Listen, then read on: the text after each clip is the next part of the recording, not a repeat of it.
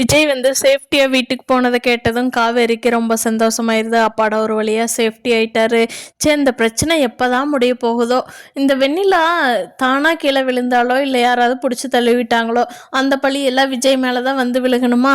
பாவம் விஜய், ஒரு பிரச்சனை போனா ஒரு பிரச்சனை வந்துடுது, என்னதான் அவர் பண்ணுவாரு ச்சே அப்படின்னு சொல்லி காவேரி கவலைப்பட்டுட்டு இருக்காங்க. இப்போ வீட்டில இருந்து குமரன் கொஞ்சம் வெளியில போயிட்டு வர்றேன் கங்கா அப்படின்னு சொல்லிட்டு காவேரி அங்கே இருக்காங்க. காவேரி நான் போயிட்டு வரேன், உனக்கு ஏதாவது திங்ஸுக்கு இது ஏதாவது வாங்கணுமா அப்பளம் போடுற விஷயமா அப்படின்னு கேட்க காவேரி இல்லைங்க மாமா நான் எல்லாமே ஆர்டர் பண்ணிட்டேன், இன்னும் 2 மணி நேரத்தில் வந்துடும், நீங்கள் போயிட்டு வாங்க மாமா அப்படின்னு சொல்லிடுறாங்க. கொஞ்ச நேரம் போய் குமரனோட ஃபோனில் இருந்து காவேரியோட ஃபோனுக்கு ஃபோன் வருது. காவேரி அட்டன் பண்ணுறாங்க. என்ன மாமா கூப்பிட்றாங்க, போய் கொஞ்ச நேரம் தானே ஆகுது அப்படின்னு சொல்லி அட்டன் பண்ணி கேட்குறாங்க. மாமா என்னாச்சுங்க மாமா அப்படின்னு. இன்னொருத்தர் ஏங்க நீங்கள் இவருக்கு என்ன ஆகும், இவர் வந்து ஹாஸ்பிட்டலில் அட்மிட் பண்ணியிருக்கோம், வந்து அவர்கிட்ட தர்ற பேசுங்க அப்படின்னு சொல்லிட்டு குமரன் வாங்கி பேசுகிறாரு. காவேரி நான் வந்து ஹாஸ்பிட்டலில் இப்படி கைக்கு காலெலாம் கொஞ்சம் காயமாயிருச்சு, நீ வா காவேரி, கங்காட்டு இதை பற்றி சொல்லிடாத, ரொம்ப ஷாக் ஆயிடுவா, அதனால கங்காட்ட எதுவும் சொல்ல வேண்டாம், நீ மட்டும் கிளம்பி ஹாஸ்பிட்டலுக்கு வா அப்படின்னு சொல்லி கூப்பிட்றாரு.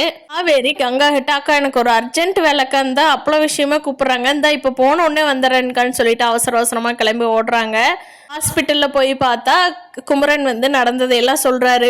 இப்படி வந்து வெண்ணிலாவை தள்ளி விட்டது வந்து பசுபதி தான், அதை நான் வீடியோ எடுத்தேன், அதை பார்த்துட்டு என்னை பின்னாடியே ஃபாலோ பண்ணிட்டு வந்து என்னை அடித்து போட்டுட்டு ஃபோனில் இருந்ததெல்லாம் டிலீட் பண்ணிட்டு போயிட்டாங்க காவேரி அப்படின்னு சொல்கிறாங்க.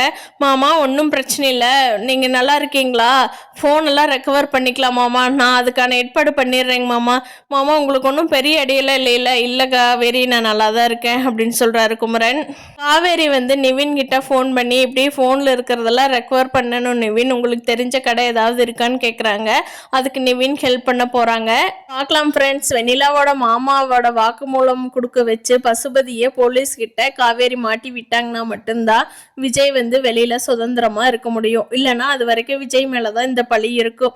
காவேரி அது கண்டிப்பா அது ஸ்டெப் எடுத்து எப்படியும் விஜயை வெளியில கொண்டு வந்துருவாங்க.